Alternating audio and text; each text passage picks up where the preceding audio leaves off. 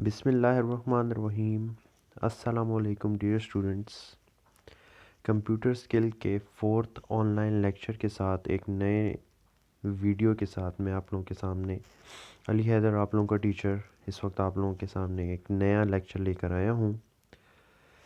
जैसा कि आप सबको मालूम है कि हम लोगों ने लास्ट 3 लेक्चर्स के अंदर अपने कंप्यूटर की डेफिनेशन और उसकी हिस्ट्री एंड डेवलपमेंट और उसके इन्वेंशन के बारे में जाना,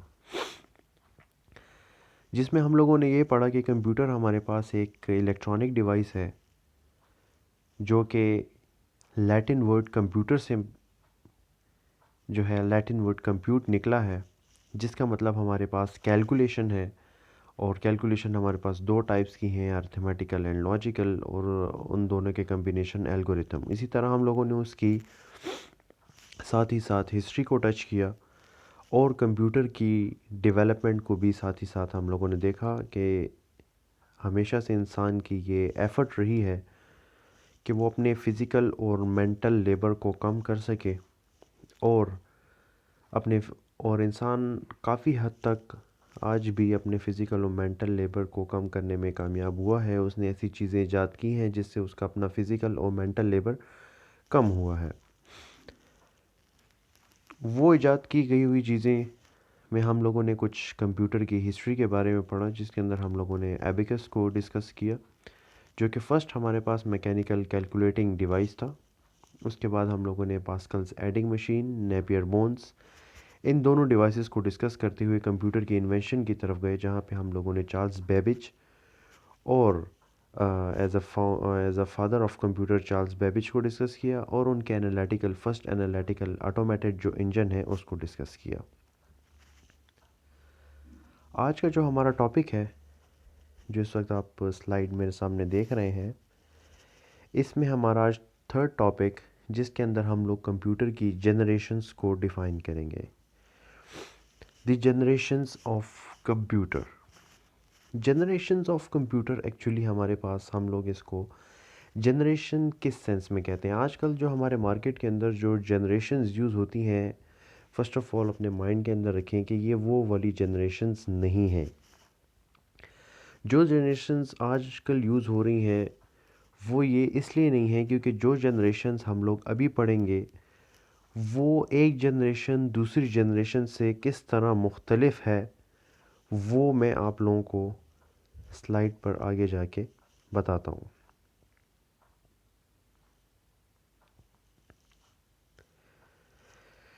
जनरेशन्स ऑफ कंप्यूटर एक्चुअली जो आज हम लोग डिस्कस करने वाले हैं, इसके अंदर हम लोग वो जनरेशन्स डिस्कस करेंगे जो कि हमारे पास 1942 से शुरू हुई और आज 2020 के अंदर तक जो हमारे पास कंप्यूटर की जनरेशन्स चलती आ रही हैं, जो 1980 पे जाके स्टॉप हो गई थी। उसके बाद हमने कोई भी 6 जनरेशन को नहीं बनाया। उसके पीछे रीज़न क्या था कि हम लोगों ने जो ये डिफरेंस क्रिएट किया है first generation, second generation, third generation, fourth generation and fifth generation के बीच में, इनके पीछे जो डिफरेंस है, जो फर्स्ट जनरेशन को सेकंड जनरेशन, सेकंड जनरेशन को थर्ड जनरेशन, थर्ड जनरेशन को फोर्थ और फोर्थ को फिफ्थ जनरेशन से डिफ़र करता है, उनको मुख्तलिफ बनाता है, वो है इनके अंदर यूज़ होने वाला मेन कंपोनेंट। जैसा कि हम लोग सब जानते हैं कि गाड़ी के अंदर जो यूज़ होने वाला जो सबसे मेन कंपोनेंट है वो इंजन है। इसी तरह जो हमारी कैलकुलेटिंग डिवाइस है, अब हम लोग जो है मैनुअल से ऑटोमेटेड कंप्यूटिंग डिवाइसेस की तरफ चले गए हैं। जो हमारी कंप्यूटिंग डिवाइस है फर्स्ट जनरेशन के अंदर, इसके अंदर कोई एक ऐसी डिवाइस लगी गई है जो कि सेकंड जनरेशन के अंदर ऑब्वियसली वो अपग्रेड की गई होगी। सिमिलरली थर्ड जनरेशन के अंदर एक ऐसी डिवाइस लगी गई होगी जो कि हमारे सेकंड जनरेशन से अपग्रेड की गई होगी। और सिमिलरली जो हमारी फिफ्थ जनरेशन ऑफ कंप्यूटर है, उसकी कंप्यूटेशन पावर फर्स्ट और बाकी जो फोर्थ जनरेशन ऑफ कंप्यूटर है उससे काफ़ी तेज़ होगी। और उसके अंदर जो डिवाइसेस, जो मेन डिवाइस जो हमारे इस सिस्टम्स के अंदर लगी होगी वो ऑब्वियसली डिफरेंट होगी। तो ये हमारे पास जो है जनरेशन्स ऑफ कंप्यूटर हम लोगों ने इस बेसिस पे इनको जो है डिवाइड किया है। ठीक है, इन कंप्यूटर्स को हम लोगों ने डिफरेंट जनरेशन्स पे on the basis of the main component which are used in them and their calculating power and the accuracy of that result, इस बेसिस पे हम लोगों ने इनको जो है डिफ़र किया है। हम लोगों ने फर्स्ट जनरेशन को और सेकंड जनरेशन को, थर्ड जनरेशन, फोर्थ और फिफ्थ जनरेशन को किन बेसिस पे डिफरेंट किया है? इसके अंदर यूज़ होने वाला मेन कंपोनेंट, इसकी कैलकुलेशन पावर और इसकी रिज़ल्ट की एक्यूरेसी, और समहाउ कुछ हद तक इसके साइज़ के लिहाज से हम लोगों ने इन पांचों जनरेशन को एक दूसरे से डिफरेंट बनाया है। तो इट मीन्स जो स्टार्ट की जनरेशन होगी हमारी, जिसको हम लोगों ने फर्स्ट जनरेशन 1942 से जो 1959 के बीच में जो जनरेशन बनी है, ऑब्वियसली उसका साइज़ बाकी जनरेशन से डिफरेंट होगा, उसके अंदर यूज़ होने वाला मेन कंपोनेंट बाकी जनरेशन से डिफरेंट होगा, उसके अंदर यूज़ होने वाला जो हमारे पास मेन कंपोनेंट है वो डिफरेंट होगा, उसकी इसकी जो कैलकुलेशन की जो पावर होगी, जो वो कॉम्प्लेक्सिटी होगी, वो डिफरेंट होगी बाकी जनरेशन से। ये बात तो ऑब्वियस ही है कि जिस तरह हमारे पास टेक्नोलॉजी ने तरक्की की है, सिमिलरली उसी तरह हमारे कंप्यूटर की जनरेशन्स ने भी उसी के साथ साथ तरक्की की है। तो आइए आज हम लोग इस टॉपिक को डिस्कस करते हैं कि हम लोगों ने कंप्यूटर को जनरेशन्स के अंदर जो डिवाइड किया, वो तो हम लोगों ने कहा कि इनकी साइज़ पे, इनके अंदर यूज़ होने वाले मेन कंपोनेंट पे और इनकी कैलकुलेशन पावर पे, इनकी ड्यूरेबिलिटी, इनकी पोर्टेबिलिटी, इनकी कैलकुलेशन सॉल्विंग और इनकी कॉम्प्लेक्सिटी के बेसिस पे हम लोगों ने, और इनके रिज़ल्ट की एक्यूरेसी के बेसिस पे हम लोगों ने जो है इनको जो डिवाइड किया है, तो वो हम लोगों ने किस बेसिस पे डिवाइड किया है। तो आज का हमारा टॉपिक जनरेशन्स ऑफ कंप्यूटर। आप लोगों ने अभी तक देख ही लिया होगा कि हमारे पास 5 जनरेशन्स ऑफ कंप्यूटर है। फर्स्ट जनरेशन ऑफ कंप्यूटर जो 1942 से 1959 के बीच में इसने अपना बहुत ही बेहतरीन दौर गुजारा। इसके बाद हमारे पास सेकंड जनरेशन ऑफ कंप्यूटर्स आए जो कि 1959 से 1965 तक इन्होंने अपना पीक टाइम देखा। थर्ड जनरेशन हमारे पास 1965 से 1973 तक रही। फोर्थ जनरेशन ऑफ कंप्यूटर हमारे पास 1972 का मतलब ये हुआ कि इट मींस 1972 से लेकर अब तक यानी 2020 तक हमारे पास फोर्थ जनरेशन ऑफ कंप्यूटर जो है वो चल रहा है, ठीक है। और fifth generation of computer in progress since 1980s, यानी फिफ्थ जनरेशन ऑफ कंप्यूटर जो है हमारे पास वो 1980 से ही हमारे पास रनिंग कंडीशन में है और 1980 से ही वो हमारे पास इन प्रोग्रेस है, यानी अभी तक 100% कंप्लीट नहीं हुआ, इन प्रोग्रेस है, यानी वो जनरेशन अभी तक बन रही है। तो होपफुली आप लोगों को अभी तक जनरेशन्स के बीच के जो डिफरेंस है वो समझ आ गई होगी। आज के लेक्चर के अंदर हम लोग जो है फर्स्ट 2 जनरेशन्स को डिस्कस करेंगे, जिसके अंदर हमारे पास फर्स्ट जनरेशन ऑफ कंप्यूटर और सेकंड जनरेशन ऑफ कंप्यूटर को हम लोग देखेंगे। सो आवर फर्स्ट स्लाइड जिसके अंदर हम लोगों ने फर्स्ट जनरेशन ऑफ कंप्यूटर को डिस्कस करना है, आप लोगों के सामने है। So the first generation of computer, obviously जिस तरह आप लोगों ने देखा कि फर्स्ट जनरेशन ऑफ कंप्यूटर हमारे पास 1949 के अंदर बनाया गया है। उस वक्त हमारे पास टेक्नोलॉजी इतनी एडवांस नहीं थी जितनी कि आज एडवांस है, लेकिन इलेक्ट्रॉनिक्स की फील्ड के अंदर इलेक्ट्रिसिटी और इलेक्ट्रॉनिक्स के बीच में डिफरेंस ये है कि इलेक्ट्रॉनिक्स जो है काम करता है 0-1 के बेसिस पे, और इलेक्ट्रिसिटी हमारे पास अल्टर एसी करंट, ठीक है, और डीसी करंट के ऊपर काम करता है। एसी करंट के ऊपर ज़्यादातर हमारे पास इलेक्ट्रिसिटी काम करती है, ठीक है, जिसको हम लोग अल्टरनेटिव करंट कहते हैं। तो जैसा कि मैंने आप लोगों को कहा कि कंप्यूटर हमारे पास एक इलेक्ट्रॉनिक मशीन है और हमें इस बात का पता है, हमें इस बात का इल्म है कि कंप्यूटर हमारे पास सिर्फ एक ही ज़ुबान को समझता है, और वो ज़ुबान है हमारे पास बाइनरी लैंग्वेज। अब बाइनरी क्या है हमारे पास? बाइनरी का मतलब है, बाय का मतलब है हमारे पास बाइनरी, ठीक है। बाइनरी में बाय का मतलब है हमारे पास 2 और नरी का मतलब है हमारे पास नंबर, ठीक है। इट मीन्स बाइनरी का मतलब है हमारे पास टू, यानी दो नंबर्स। और जैसा कि डियर स्टूडेंट्स आप लोगों ने अपने आसपास इलेक्ट्रॉनिक डिवाइसेस को देखा होगा, वो सिर्फ दो ही चीज़ों पे समझती हैं, और वो दो चीज़ें हैं हमारे पास ऑन और ऑफ। ऑन का मतलब हमारे पास यानी उसमें बिजली आ रही है, और ऑफ़ का मतलब हमारे पास उसमें बिजली या इलेक्ट्रिसिटी नहीं आ रही। तो कंप्यूटर लैंग्वेज के अंदर हम लोग ऑन को वन कहते हैं और ऑफ़ को हम लोग ज़ीरो कहते हैं।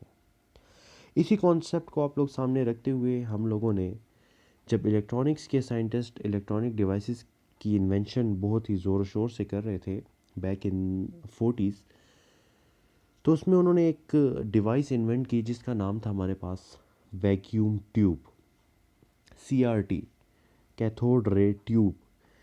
आप लोगों ने फिज़िक्स या केमिस्ट्री के अंदर ये कैथोड रे ट्यूब ज़रूर पढ़ी होगी, जिसके अंदर हमारे पास एक एनोड होता है, एक कैथोड होता है, और दोनों के कम्बिनेशन से हमारे पास एक प्रेशर सा क्रिएट होता है। एक मशीन को रन करने के लिए एक हमारे पास एक बहुत ही हमारे पास ये ज़बरदस्त किस्म की डिवाइस जो है इन्वेंट हुई, जिसके अंदर ये दो इलेक्ट्रोड्स एनोड और कैथोड के नाम से लगे होते हैं, और इसकी हमारे पास डिफरेंट जो है काम थे, जो कि इसने अपने दौर में बहुत ज़्यादा हमें सॉल्व करने की कोशिश की। सिमिलरली जब ये वैक्यूम ट्यूब इन्वेंट हुआ, तो कंप्यूटर के जो साइंटिस्ट थे उन्होंने सोचा कि हम लोग इस वैक्यूम ट्यूब को यूज़ करते हुए हम लोग एक कैलकुलेटर जो है इन्वेंट कर सकते हैं।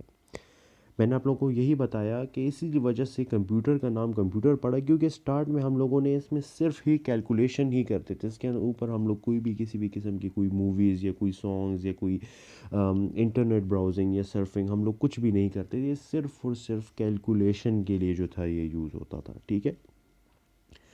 तो फर्स्ट जो हमारे पास फर्स्ट जनरेशन ऑफ कंप्यूटर है, जो मैंने आप लोगों को कहा कि हम लोगों ने जो जनरेशन्स में डिवाइड किया है कंप्यूटर को, उसके पीछे डिवाइड करने के लिए जो मकसद थे वो तीन थे। एक उसका साइज़, एक उसके अंदर यूज़ होने वाला मेन कंपोनेंट, और एक उसकी कैलकुलेशन पावर, कि वो कितने टाइम में कितनी कैलकुलेशन कर सकता है। तो फर्स्ट जनरेशन ऑफ कंप्यूटर के अंदर जो मेन कंपोनेंट हमारे पास यूज़ होता था वो था हमारे पास वैक्यूम ट्यूब, ठीक है।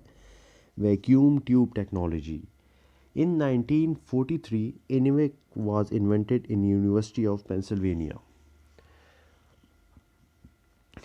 कह सकते हैं आप कि जो वैक्यूम ट्यूब या फर्स्ट जनरेशन ऑफ कंप्यूटर था वो 1943 के अंदर जो है बनना स्टार्ट हुआ, जिसका नाम हमारे पास उन्होंने उस वक्त के साइंटिस्ट ने ENIAC सिस्टम रखा।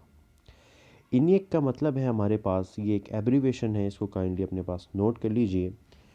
ENIAC का मतलब है, ये सेकंड पॉइंट मैं इस वक्त आप लोगों के सामने डिस्कस कर रहा हूँ, जिसमें के अंदर मैं ENIAC को बता रहा हूँ।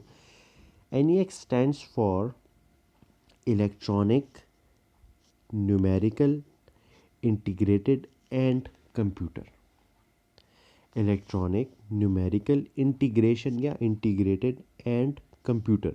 तो ये हमारे पास फर्स्ट कंप्यूटर था जो कि इलेक्ट्रॉनिक न्यूमेरिकल इंटीग्रेशंस को कंप्यूट करता था, उसको उसकी कैलकुलेशन करता था, इसलिए हम लोगों ने इसको ENIAC का नाम दिया, जो कि यूनिवर्सिटी ऑफ पेंसिल्वेनिया के अंदर 1943 के अंदर से बनना स्टार्ट हो गया था। इसके अंदर जो मेन कंपोनेंट लगा हुआ था, जो कि इस कैलकुलेशन में, जो इसकी कैलकुलेटर के अंदर जो जिस तरह गाड़ी का इंजन हमें काम करते, इस तरह की जो इस कंप्यूटर का जो इंजन था हमारे पास, वो वैक्यूम ट्यूब था। अब ये वैक्यूम ट्यूब आप एग्जांपल ले लें, जिस तरह हमारे पास 100 वॉट के जो पुराने बल्ब होते थे, जिससे हमारे पास येलो कलर की लाइट निकलती थी, इतना ही उनका एक साइज़ होता था। और वही वैक्यूम ट्यूब एक कंप्यूटर जो ENIAC था हमारे पास, वो हमारे पास एटलीस्ट कम अज़ कम इट कॉन्टेन्स, थर्ड पॉइंट की तरफ मैं जा रहा हूँ, it contains 18,000 vacuum tubes and consumes 150 kilowatt power. तो अंदाज़ा लगाइए कि अगर आप 18,000 वही बल्ब एक कमरे के अंदर या एक ऑफ़िस के अंदर अगर लगाते हैं, तो उस ऑफ़िस की, उस कमरे की हालत क्या होगी। पहले तो आपको एक 18,000 जो है बल्ब ख़रीदने पड़ेंगे, यानी इसकी कॉस्ट बहुत ज़्यादा होगी। फिर उन 18,000 बल्बों को जलाने के लिए आपको एक बहुत ही हैवी इलेक्ट्रिक सप्लाई की ज़रूरत होगी। तो इस कंप्यूटर को बनाने के लिए जो ये हमारे पास फर्स्ट ENIAC कंप्यूटर था, इसके अंदर जो वैक्यूम ट्यूब्स लगे थे उनकी तादाद हमारे पास 18,000 थी। इसको चलाने के लिए जो हमें इलेक्ट्रिसिटी चाहिए होती थी वो 150 किलोवाट पावर थी। ठीक है, तो जो दूसरा पॉइंट है जो जनरेशंस ऑफ कंप्यूटर के अंदर मैंने कवर किया, फर्स्ट पॉइंट था मेन कंपोनेंट, वो हमारे पास फर्स्ट जनरेशन के अंदर वैक्यूम ट्यूब हुआ।